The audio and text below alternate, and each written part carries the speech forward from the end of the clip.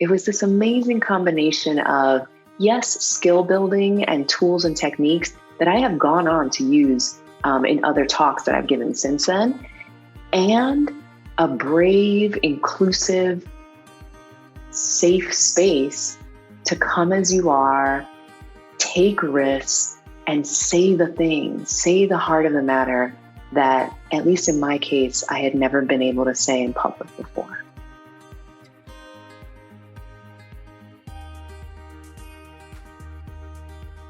I decided to participate in Fearless Fire so that I could be closer to my story and know what I wanted to capture about where I am in my life and in my journey, my personal journey right now. And I knew I wanted to talk about intergenerational healing in my family. And so this was also a gift to the people I love about where I am, yes, in my personal journey, but also in my quest for healing in our lineage and in our family. And I needed help articulating that story and that message to the people I love. Despite knowing the topic I wanted to talk about, I did not know what story I wanted to tell. I came in with a few ideas at the beginning of the week, but really did not know which idea was going to be my talk. And the coaches, they just really helped me hone in on the heart of the matter, which was the beginning of my healing journey. And so I picked this one moment in time in 2015 where my healing journey kicked off in a really conscious and intentional way. But I had no idea that that was going to be the story that I was going to tell when I first came into Fearless Fire. And a day or two in, they helped me pick this story and solidify my confidence around this being the vehicle for the message that I wanted to connect to more myself and that I wanted to share with others. Somewhere later in the week, must have been like day 3, maybe even day 4, my voice fell back into my throat. It got raspier, it got like harder to hear exactly what I was saying. And I felt stuck, like this like lump in my throat was grabbing hold of me. And I wasn't expecting it because at that point I knew my story and I knew what I was going to say, that this was different from the beginning where I was afraid and had no idea what I was going to talk about. That's where you expect to not have your voice come out, not once you already know your story and know what you're going to say. And the coaches helped me drop into my body and go to the place where the stuckness was and work from there to release it out. We literally practiced getting my voice to go from the back of my throat to the front of my throat, to come out on the tip of my tongue and the tip of my lips out to the audience. And that physical transformation, like literally taking what was making me stuck physically in my body, undoing it, and then getting my story and myself out, was amazing. And it came at a point where I didn't expect to be stuck. And so being able to move forward from a stuck place, particularly when I was surprised to be in that stuck place, was really affirming and encouraging and special. It was unexpected, and it helped me to realize how much working with my own body could help me get past other stuck places and other stuck moments. There have been multiple changes in my life since doing Fearless Fire. So, for example, personally, I am so much more confident in speaking up and speaking with a big audience. So a few months after Fearless Fire, I spoke to an audience of about 400 students at a big university. And this was in person with a mask on, a pretty intimidating setting given the last 18 months we've all had in this world. And I was not afraid.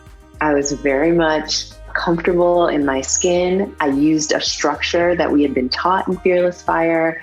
I didn't need notes as a result of that structure and process that I had been taught at Fearless Fire. I delivered it confidently, and I did really well. I got really positive feedback afterwards. So there's a big personal transformation in my willingness to speak up. But there's also a transformation in my connections with my family. So I spoke about the beginning of my healing journey, yes, but also about my desire for intergenerational healing in my family and more broadly in our, domestic situation as a nation. And that message really landed with my friends and family members who were in the audience.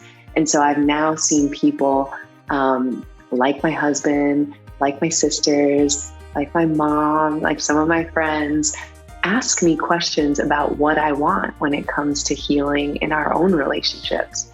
And that openness to my ideas, my desires, my dreams, that connection of wanting to help make that healing a reality in our relationships is such a gift. Like, wow, not only did Fearless Fire help me get my message out, but you helped other people receive my message and follow through on my message and connect with me about something I'm so passionate about, which is intergenerational healing.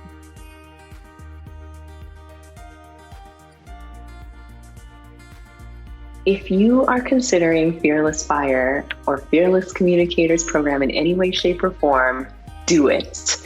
It is something you will not regret. You will certainly walk away with greater skills and confidence around speaking publicly. But I think the most precious thing is that you will connect to your truth. What a gift. I don't even have words for it. There's just a sense of alignment with self that I walked away from, a connection to my own truth that has been so empowering. At one point, Eduardo quoted a native saying, and I don't remember where it was from, so forgive me if I don't get this right, but he said, "Tell the story that is hunting the storyteller." And that connection to the thing that is so true for me, that thing that is always present, even if I've never said it before, and then finally saying it out loud, connecting my past, my present, and my future, all in one, right in front of me, was such an amazing gift.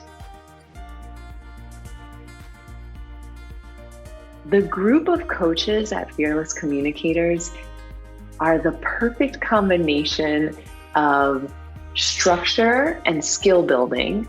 Like, you are taught physical techniques, writing techniques, storytelling techniques for how to capture a compelling story and articulate it in a way that the audience cares. And at the same time, you are taken care of.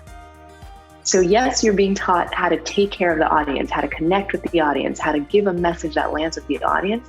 But then I also felt like I, as the storyteller, was given this safe space to connect with my truth. There's very come as you are for every single one of us. And we are a really diverse bunch in my Fearless Fire group. And I felt like every single person was affirmed. And so we'd write in the chat, gold, golden, when people would share something that would land with us. We really applauded people and encouraged them to take risks.